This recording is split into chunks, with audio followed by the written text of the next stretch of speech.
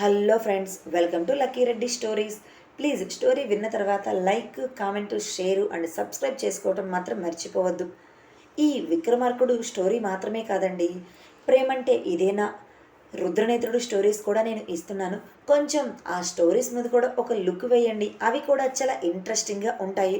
సరే, విక్రమార్కుడు స్టోరీలోనికి వెళ్ళిపోదాం. అజయ్ మైకేల్ని దగ్గరకు తీసుకొని మంచి మాటలు చెప్తూ భవిష్యత్తు గురించి ఆలోచించాలి అని చెప్తున్న మైకేల్ ఏ రోజు వినలేదు. తండ్రి అంటే లెక్కే చెయ్యలేదు. తనకు నచ్చినట్లుగా తన పని తాను చేసుకొని వెళ్ళిపోతున్నాడు.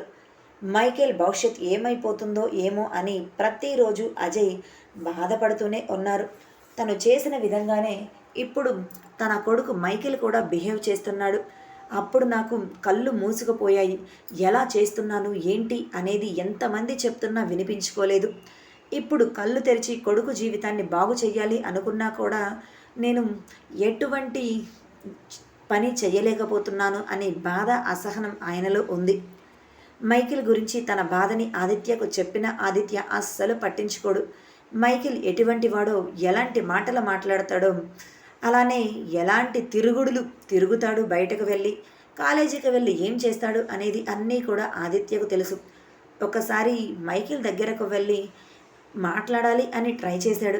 కానీ ఆ మైకేల్ బిహేవియర్ నచ్చక ఆదిత్య ఇక మైకేల్ దగ్గరకు కూడా వెళ్ళలేదు. సిరి ఉదయాన్నే లేచి ఆఫీస్కి వెళ్ళటానికి రెడీ అవుతుంది. యశోద సిరి దగ్గరకు వచ్చి, సిరి, నెక్స్ట్ సండే నిన్ను చూసుకోవటానికి పెళ్ళి వాళ్ళు వస్తున్నారు అని చెప్పింది. అమ్మా, నీకు ఎన్నిసార్లు చెప్పాను, నాకు అప్పుడే పెళ్ళి చేసుకునే ఇంట్రెస్ట్ లేదు అని. ఎందుకు నువ్వు ఇలా పెళ్ళి పెళ్ళి అంటూ పెళ్ళి సంబంధాలు వద్దు అని చెప్తున్నా కూడా తీసుకుని వస్తున్నావు అని అన్నది. ఏం మాట్లాడుతున్నావే? ఎన్ని రోజులని ఇలా ఒంటరిగా ఉంటావు? ఇంతకుముందు అంటే మీ నాన్నకి హెల్త్ బాగోలేక నేను పెళ్ళి చూపులు అని మాట్లాడుతుంటే నువ్వు వద్దు అంటే నేను కూడా కాదు అని చెప్పలేక నువ్వు అన్నదానికి సరే అన్నాను. కానీ ఇప్పుడు మీ నాన్నకి పూర్తిగా హెల్త్ క్యూర్ అయి పర్ఫెక్ట్గా నడుస్తూ మాట్లాడటం మొదలుపెట్టి కూడా సంవత్సరం పైనే అయ్యింది కదా. ఇక నువ్వెందుకు పెళ్లి చేసుకోను అని అంటున్నావు? ఒక ఇంటి దానివి అయితే నేను మీ నాన్న ఇద్దరం సంతోషిస్తాం కదా.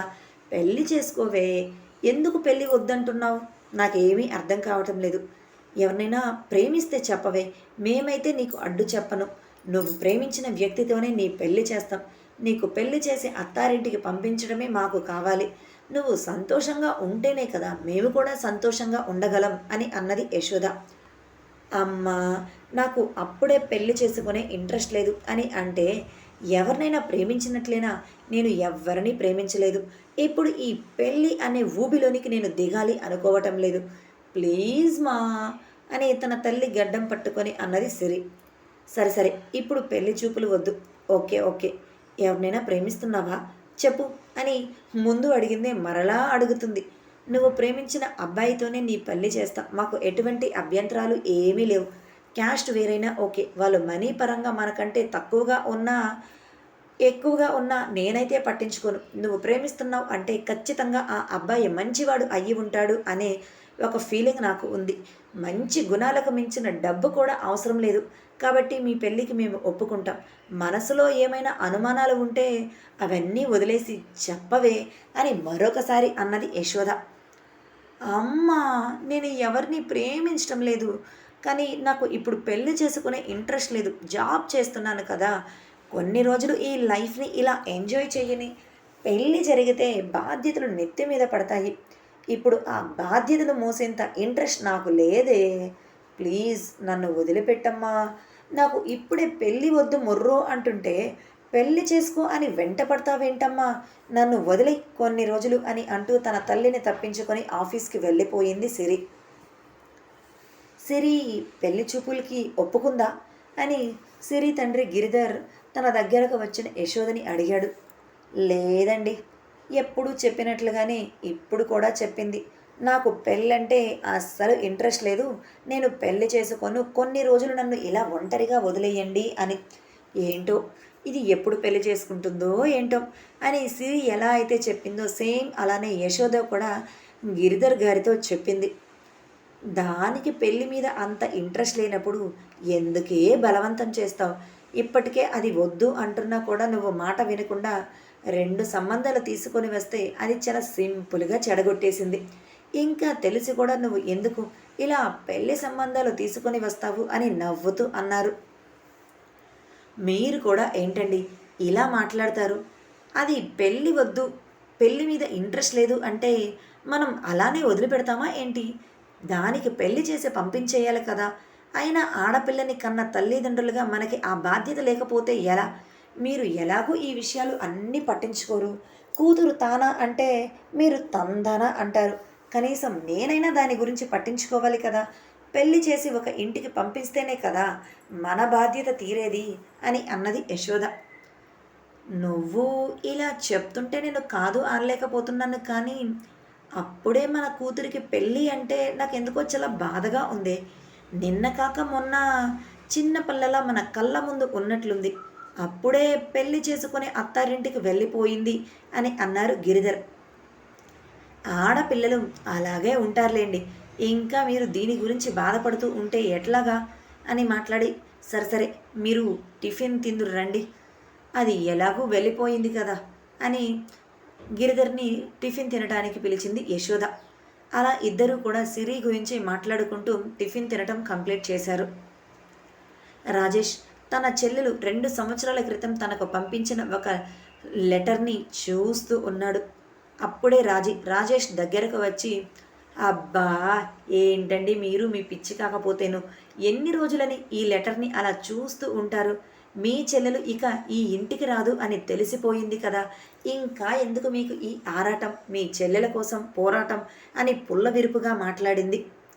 రాజేష్ ఆ లెటర్ని క్లోజ్ చేసి జాగ్రత్తగా లాకర్లో పెట్టి, నా చెల్లెలు ఈ ఇంటికి రాదు అని చెప్పినా కూడా ఇంకా ఎందుకు దాని మీద నీకు అంత కోపం? అది నిన్నేం చేసిందని? ఇన్ని సంవత్సరాలు అయినా కూడా దాని మీద నీకు కోపం ఇంకా తగ్గలేదా? ఎప్పుడు వదినా అంటూ చాలా ఆప్యాయంగా నిన్ను పిలుస్తూ నీ వెనక తిరిగేది. అవి ఏమీ గుర్తు లేకుండా నువ్వు ఎందుకు తన మీద అంత కోపం పెంచుకుంటున్నావో నాకు అర్థం కావటం లేదు అని అడిగాడు. నాకేమీ మీ చెల్లెల మీద అంత కోపం లేదులే అని దిక్కులు చూస్తూ చెప్పి, సర్లేండి ఈరోజు బాబు కోసం వాడికి కావలసిన బట్టలు తీసుకోవాలి కదా, పదండి షాపింగ్కి వెళ్దాం అని అన్నది.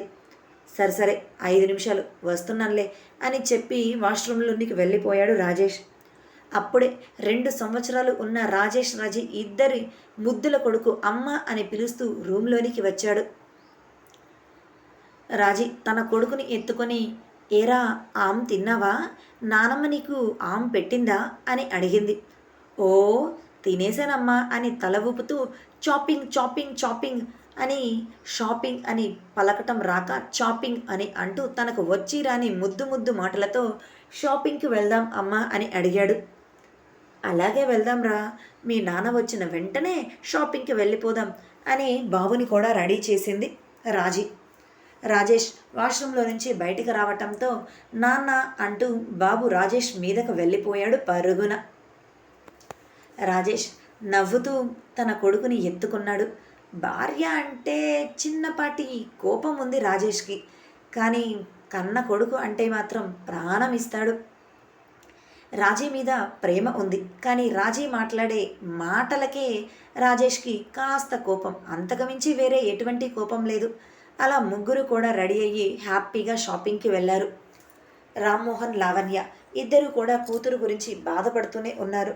ఇక నేను జీవితంలో ఆ ఇంటికి రాలేను, నా వల్ల మీరు అవమానాల పాలవుతారు, అందుకే నేను ఆ ఇంటికి రావటం లేదు. నేను మీ దగ్గర లేకపోయినా కూడా మీరు సంతోషంగా ఉంటారు అని నేను కోరుకుంటున్నాను. ఇప్పుడు నేను ఇక్కడ బాగానే ఉన్నాను, నాకు ఎటువంటి ప్రాబ్లం లేదు, నా గురించి మీరు ఏమీ ఆలోచించొద్దు, నేను ఎక్కడ ఉన్నా సంతోషంగానే బ్రతుకుతున్నాను అని కూతురు రాసిన లెటర్నే తలుచుకుంటూ ఉన్నారు. ఎప్పుడైనా ఒక్కసారి అయినా ఫోన్ చేస్తుంది ఏమో అని రామ్మోహన్ లావణ్య ఇద్దరూ కూడా ఎదురు చూశారు. కానీ ఆ ఒక్క లెటర్ వాళ్ళకు పంపించింది. ఆ తర్వాత కూతురు హిరణ్య గురించి వాళ్లకు ఎటువంటి చిన్న ఇన్ఫర్మేషన్ క్లూ కూడా దొరకలేదు తను ఎక్కడ ఉంటుంది అనేది. వాళ్ళు హిరణ్య గురించి తెలుసుకోవాలి అని ఎంత ట్రై చేసినా కూడా హిరణ్య ఎక్కడ ఉంది అనేది మాత్రం తెలుసుకోలేకపోయారు. వాళ్ళ ప్రయత్నంలానే మిగిలిపోతుంది. 2 సంవత్సరాల క్రితం వరకు విక్రమార్క దగ్గరే ఉంది అని మాత్రం తెలుసుకోగలిగారు. ఆ తర్వాత విక్రమార్క దగ్గర నుండి తను ఎక్కడికో వెళ్ళిపోయింది. ఎక్కడికి వెళ్ళిపోయింది? ఎక్కడ ఉంటుంది? ఇప్పుడు ఎలా ఉంది? బ్రతికే ఉందా? లేదా? అనేది ఏమీ వివరాలు వాళ్ళకు తెలియలేదు. రాజయ్యకి తెలియకుండా రాజేష్ హిరణ్య గురించి తెలుసుకోవాలి అని చాలానే ట్రై చేశాడు. కానీ ఆ విషయం తెలుసుకున్న హిరణ్య, నా గురించి మీరు వెతకొద్దు, మీరు నా గురించి వెతుకుతున్నారు అని నాకు తెలిస్తే నేను ఇక ఎప్పటికీ మీకు కనిపించను, మీ దగ్గరికి నేను రాను, ఖచ్చితంగా ఏదో ఒకరోజు మీ దగ్గరకు వస్తాను, మీ ముందు నేను నిలబడతాను, కానీ ఇప్పుడు మాత్రం మీ దగ్గరకు రాలేను, నన్ను క్షమించండి, నన్ను మీరు ఎప్పుడూ వెతకొద్దు, నేను సంతోషంగానే ఉన్నాను అని రాజేష్కి మాత్రమే లెటర్ పంపించటంతో ఇక రాజేష్ కూడా హిరణ్య గురించి వెతకలేదు. చెల్లెలు తను వెతుకుతుంది అని తెలిస్తే ఇంకా తనకు దూరంగా వెళ్ళిపోతుంది ఏమో అనే భయంతో, కానీ చెల్లెల్ని తలుచుకుంటూ ప్రతిరోజు బాధపడుతూనే ఉన్నాడు. సిరి ఆఫీస్కి వచ్చి కౌటిల్య దగ్గరకు వెళుతుంటే తన ప్లేస్లోనే కూర్చొని వర్క్ చేస్తూ ఉన్న హరీష్ కనిపించటంతో నవ్వుతూ హరీష్ దగ్గరకు వచ్చి, గుడ్ మార్నింగ్ హరీష్ గారు అని అన్నది. గుడ్ మార్నింగ్ సిరి అని నవ్వుతూ హరీష్ కూడా విష్ చేశాడు. ఏంటి హరీష్ గారు, ఇంకా మీరు పెళ్లి చేసుకోలేదా? పెళ్లి చేసుకోవాలి అనుకోవటం లేదా? మా ఫ్రెండ్ హిరణ్యని తలుచుకుంటూ అలానే ఉండిపోతున్నారా? ఎన్ని రోజులని ఇలా ఉండిపోతారు అని అడిగింది సిరి. ఏమో సిరి, ఇప్పుడు నాకు పెళ్లి చేసుకునే ఇంట్రెస్ట్ అయితే అస్సలు లేదు. హిరణ్యని నేను మర్చిపోలేకపోతున్నాను. తనతో నాకు ఉన్నది కొన్ని రోజుల పరిచయమే అయినా అది పెళ్లి వరకు దారితీసింది. అంటే పెళ్లి చూపులు, ఆ తర్వాత డైరెక్ట్గా తను పెళ్లి పీటల మీద నా పక్కనే కూర్చుంది. కానీ తను మాత్రం నా జీవిత భాగస్వామి కాలేకపోయింది. నా గురించి హిరణ్య ఎక్కడ ఉందో తెలుసుకుంది. నేను తన కోసమే ఎదురు చూస్తున్నాను అని, అలా నాకు ఎదురు చూడొద్దు అని రాజేష్కి చెప్పిందంట. అలానే నన్ను పెళ్లి చేసుకోను అని కూడా రాజేష్కి లెటర్లో రాసి పంపించిందంట. అసలు హిరణ్య జీవితంలో ఏం జరిగిందో ఏంటో మనమైతే తెలుసుకోలేకపోయాం. 6 నెలల పాటు ఆ విక్రమార్క దగ్గరే హిరణ్య ఉంటే మనం కనిపెట్టలేకపోయాం. తను అక్కడే ఉంది అని కనిపెట్టి తనని చేరుకునే సమయానికి తను ఆ ఇంటి నుంచి దూరంగా వెళ్ళిపోయింది. ఇప్పుడు ఎక్కడ ఉందో, ఏం చేస్తుందో, ఎలా ఉందో కూడా తెలియటం లేదు అని బాధగా అన్నాడు. మీరు చెప్పింది నిజమే హరీష్ గారు. మనం ఇంకాస్త ఎక్కువగా త్వరగా ట్రై చేసి ఉంటే ఖచ్చితంగా హిరణ్య ఎక్కడ ఉందో మనం త్వరగా తెలుసుకునే వాళ్ళం. కానీ తను ఎక్కడ ఉందో తెలుసుకోలేకపోయాం. సర్లేండి, ఇప్పుడు ఆ రాక్షసుడి దగ్గర తను లేదు కదా, విడిగా దూరంగా ఎక్కడో సంతోషంగా బ్రతుకుతుంది కదా, అది చాలు. కాకపోతే ఎక్కడ ఉంది, ఎలా ఉంది అనేది ఒక్కసారి తనని కల్లారా చూస్తే బాగుండు అనేదే నా ఫీలింగ్. కానీ మనకు ఆ ఛాన్స్ కూడా లేకుండా చేసింది హిరణ్య అని హిరణ్య గురించి సిరి కూడా బాధపడుతూ చెప్పింది. అలా ఇద్దరు హిరణ్య గురించి 10 నిమిషాలు మాట్లాడుకున్నారు. ఆ తర్వాత సిరి కౌటిల్య క్యాబిన్ లోపలికి వెళ్ళిపోయింది. చాలా డల్గా క్యాబిన్ లోపలికి వస్తున్న సిరిని చూసిన కౌటిల్య, ఏంటి సిరి, ఈరోజు ఏంటి ఇలా డల్గా కనిపిస్తున్నావు? ఏమైంది? బయట ఏమైనా ప్రాబ్లమా నీకు అని అడిగాడు. ఏముంది సార్, ఎప్పటిలా ఇంటిలో పెళ్లి చూపుల గురించి గోల. ఇప్పుడే పెళ్ళి వద్దు అని చెప్తుంటేనేమో అమ్మ అస్సలు వినటం లేదు. పెళ్ళి చేసుకోవాల్సిందే అని ఒకటే గోల చేస్తుంది. అందుకే ఇదిగో ఇలా డీలా పడిపోయి రావాల్సి వస్తుంది అమ్మని పెళ్ళి వద్దు అని ఒప్పించి అని అన్నది సిరి. మీ అమ్మని అంతగా ఇబ్బంది పెట్టే బదులు పెళ్ళి చేసుకేసుకోవచ్చు కదా సిరి, మీ అమ్మ హ్యాపీగా ఉంటుంది, ఆ తర్వాత నువ్వు హ్యాపీ అవుతావు కదా అని నవ్వుతూ అన్నాడు కౌటిల్య. సిరి మాత్రం కౌటిల్య వైపు అంతే చూస్తూ, మనసులో మిమ్మల్ని పెట్టుకొని పెళ్లి పీటల మీద మరొకరి పక్కన నేను ఎలా కూర్చోగలను సార్? ఎప్పుడు ఎక్కడ ఎలా మీరు నా మనసులోనికి వచ్చేశారో నాకే తెలియదు, కానీ నా మనసంతా మీరే నిండిపోయారు. మీరు నాతో మాట్లాడే మాటలు, చూపించే ఎఫెక్షన్, అభిమానం, అంతకు మించి మీ అమ్మగారు నాతో నేనే తన కోడలు అన్నట్లు బిహేవ్ చేస్తూ మాట్లాడుతూ ఉంటే నాకు చాలా హ్యాపీగా అనిపించేది. కానీ మీ మనసులో నేను లేను, నా ప్రేమ మీ మనసులోనికి రాలేకపోయింది, నా ప్రేమని మీ కళ్ళు చూడలేకపోయాయి అని తెలిసేసరికి బాధ సార్. బాధ తట్టుకోలేకపోతున్నాను ఈ బాధని. మీరు ఎవరినో ప్రేమిస్తున్నారు అని తెలుసు. అయినా సరే నా మనసు మిమ్మల్ని కాదు అనలేకపోతుంది. ఏం చేద్దాం? పిచ్చి మనసు. ఎప్పుడు ఎవరి మీద మనసు పారేసుకుంటుందో తెలియదు కదా! అలానే నా మనసు కూడా మీకు ఇచ్చేశాను అని మనసులోనే అనుకుంది సిరి. ఏంటి సిరి, నేను ఇక్కడ మాట్లాడుతుంటే అలా సైలెంట్ అయిపోయావు? మీ అమ్మ చెప్పినట్లుగా నువ్వు పెళ్లి చేసుకొని హ్యాపీగా ఉండొచ్చు కదా అని అన్నాడు కౌటిల్య. ఏం లేదు సార్. ఇక పెళ్లి గురించి మాట్లాడుతుంటే తన మనసు బాధపడుతుంది. ఆ మనసులో ఉన్న కౌటిల్య గురించి తలుచుకుంటూ ఉంటుంది అని తన ప్లేస్లోనికి వెళ్ళి కూర్చుంది. అవును సిరి, చెప్పటం మర్చిపోయాను నీకు. ఈరోజు ఈవినింగ్ నేను ఆఫీస్ వర్క్ మీద బెంగళూరు వెళ్తున్నాను అని చెప్పాడు కౌటిల్య. బెంగళూరు అన్న మాట విన్న వెంటనే సిరి డల్ అయిపోయింది. ఎందుకంటే బెంగళూరు బ్రాంచ్లోనే కౌటిల్య ప్రేమించిన అమ్మాయి వర్క్ చేస్తుంది అని 6 నెలల క్రితం సిరికి తెలిసింది. అందుకే కౌటిల్య ఎక్కువగా బెంగళూరు వెళ్తున్నాడు అని కూడా సిరి అర్థం చేసుకుంది. అన్నీ తెలిసి కూడా తన మనసులో ఉన్న ప్రేమను బయటికి చెప్పలేదు. అలాగా అని నువ్వు వెళ్ళొద్దు, వెళ్ళటానికి వీల్లేదు, ఎప్పటికీ ఇక్కడే ఉండాలి, నువ్వు ఆ అమ్మాయిని ప్రేమించడానికి పెళ్లి చేసుకోవడానికి వీల్లేదు అని చెప్పలేదు. అలా కౌటిల్యను ఆపనూ లేదు అని అందుకే బాధగా మౌనంగా తల ఊపింది సిరి.